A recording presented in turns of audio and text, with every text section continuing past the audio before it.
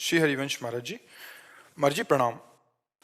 महाराज जी, सत्य को खोजने की तलाश में एक जगह से कुछ प्राप्त हुआ और दूसरी जगह से कुछ और, पर अब भी ऐसी स्थिति उत्पन्न हो गई है कि कुछ भी जानने की जिज्ञासा खत्म सी हो गई है। अब ऐसा लगता है कि जहां हैं वहीं बैठे रहें और कुछ भी ना करें, बस बैठे रहें ध्यान में। क्या ऐसी मनोदशा कहाँ बैठे रह सकता है?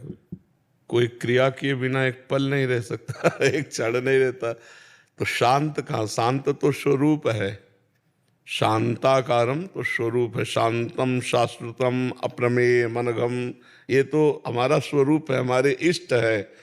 हम देह भाव से कभी शांत रह सकते हैं? प्रकृति को मैं में जोड़ करके कभी कोई शांति प्राप्त कर सकता है? अशांत, ये प्रकृति है। सूक्ष्म शरीर प्रकृति है, कारण शरीर प्रकृति है, और हम परमात्मा स्वरूप हैं, ब्रह्म स्वरूप हैं। हम अपने स्वरूप को ना जानकर प्रकृति से देहाभिमान करके और हम सोचते हैं शांत बैठे, असंभव। प्रकृति कभी शांत रहने ही नहीं देगी और परमात्मा कभी अशांत नहीं होने देता। परमात्मा में स्थित कभी अशांत नहीं हो सकता और प्रकृति में स्थित कभी शांत नहीं हो सकता। तो बच्चा, अब तुम देखो कहाँ स्थित हो।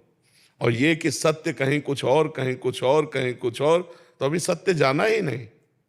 सत्य और नहीं, सत्य तो सत्य है सत्य और नहीं है, माया और है। सत्य तो सत्य है, माया में अभी तुमने सत्य को नहीं जाना।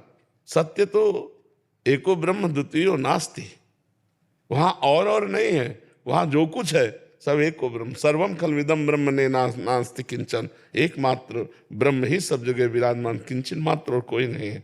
उसके हृदय में आई भावना एकाकी न रमते, तो एको हम बहुत श्यावा। तो और कहाँ है? क्यों बच्चा? हाँ, तो अभी जाना नहीं। सत्य को जान लेने के बाद सत्य स्वरूप हो जाता है। ब्रह्मविद ब्रह्म ही भवति, सोई जाने जी देव जनाई महाराज जी, जिस भी मार्ग में चले वो पूर्ण है आगे जाके। और क्या? पूर्ण ही तो परमात्मा है और पूर्ण ही जीवात्मा है। देहाभिमान करने के कारण अपूर्णता को स्वीकार करने के कारण अपूर्ण है। अपूर्णता को छोड़ दे तो पूर्ण ब्रह्म है, तो कोई दूसरा थोड़ी है।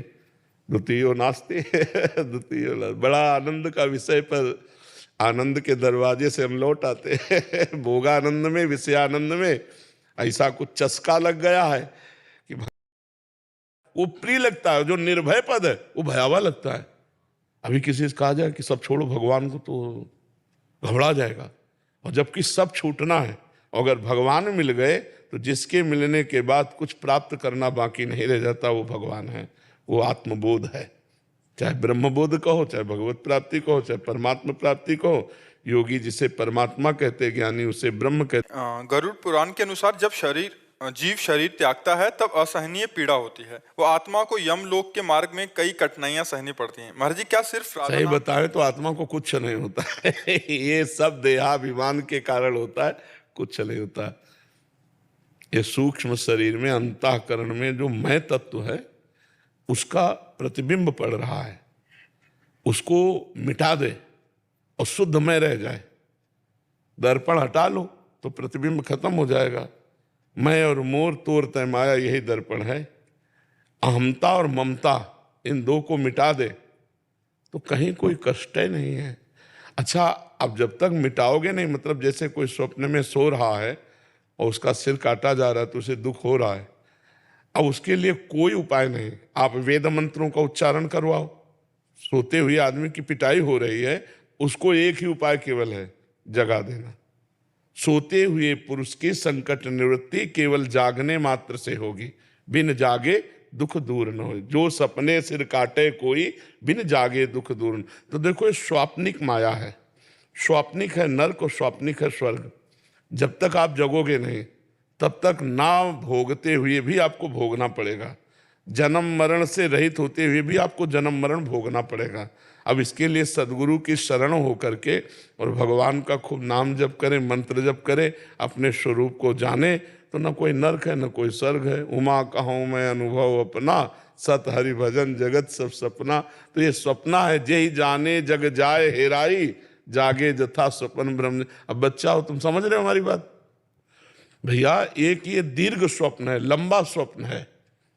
जब तक परमात्म ज्ञान नहीं होगा तब तक ये आवागमन का भ्रम जैसे स्वप्न में आप समुद्र में डूब रहे हो। अब हम क्या उपाय कर सकते हैं?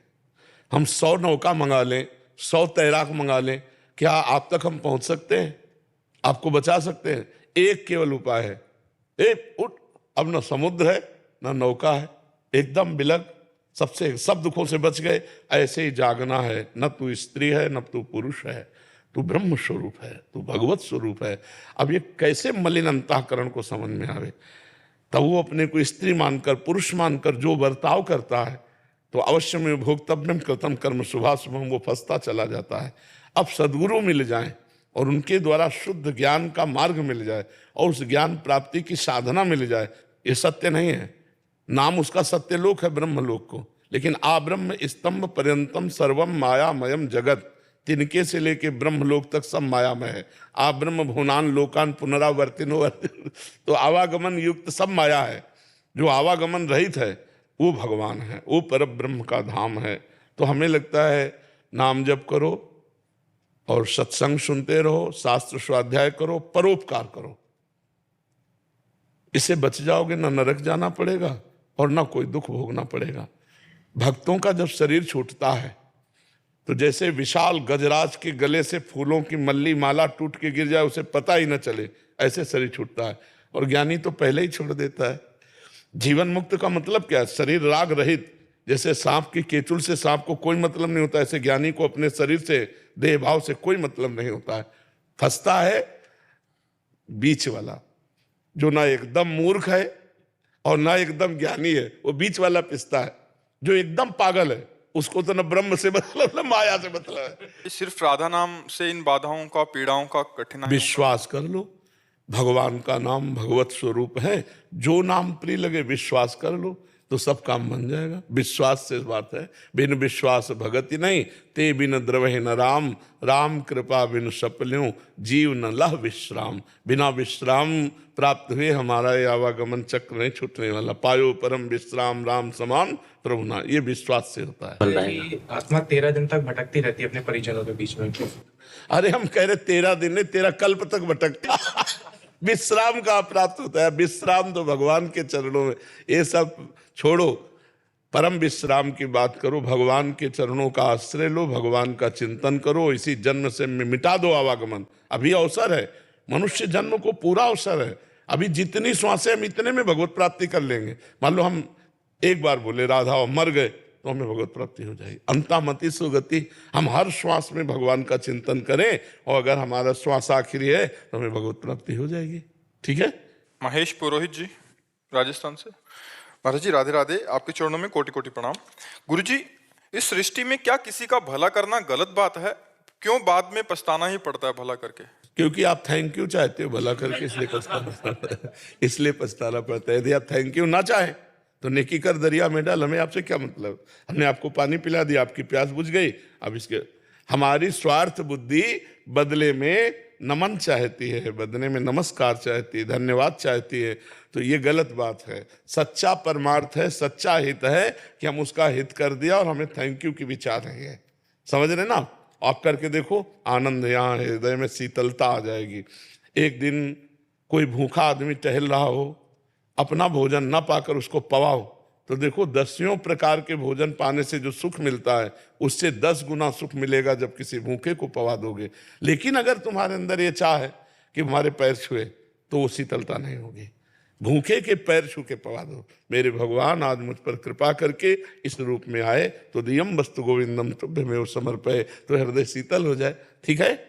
पर जी ये इच्छा क्यों रहती है, सम्मान की इच्छा? देह भाव, सारी इच्छाएं देह भाव में है और स्वरूप में कोई इच्छाएं नहीं। स्वरूप अकाम है और देह भाव से युक्त होकर कभी अकाम नहीं हो सकता। प्रकृति में स्थित होकर कभी इच्छाएं समाप्त नहीं हो सकती, कभी नहीं, किसी की नहीं, कितना भी भोग ले। हाँ, और जब भगवान में स्थित होता है तो कोई इच्छा ही नहीं रह जाती। जा ही न चाही कबहु कछु, तुम सन सहज सने, बसो निरंतर तासुर सो राउर निजगे। जिसे कुछ चाह नहीं रहती वो परमात्मा आनंद में स्थित रहता है, और जो चाह से युक्त है वो माया में स्थित रहता है। और चाह कभी पूर्ण नहीं होती। जो भोगो वो और इच्छा, इसको भोग लो, इसमें नहीं मिला सुख, इसको भोग लो। परमात्मा का अंश प्रकृति के भोग से कभी तृप्त नहीं हो सकता, परमात्मा में ही तृप्त होगा। जैसे केवट जब भगवान के चरण धो रहा है तो अति आनंद उमगी अनुरागा, चरण सरोज पखारन लाग। अति आनंद, आज तक वो आनंद प्राप्त नहीं हुआ। एक गरीब केवट है और भगवान सियाजू की रत्न जटित अंगूठी दे रहे, सियाजू की, तो कह रहा है, मना कर दिया, अब कछु नाथ न चाहिए मोरे, दीन दयाल अनुग्रह, बहुत काल में कीन मंजूरी, आज दीन सब विधि भरी पूरी। आपके चरण मिल गए, जिनके प्राप्त करने के बाद कोई चाह नहीं रहती, वो है भगवान। प्रकृति के भोग के महाराज ययाति अपने पुत्र की 1000 वर्ष की जवानी और वृषपर्वा की पुत्री शर्मिष्ठा और शुक्राचार्य की पुत्री देवयानी से कभी तृप्त नहीं हुए, भोग करते हुए। अपनी आयु तो भोगी, अपने पुत्र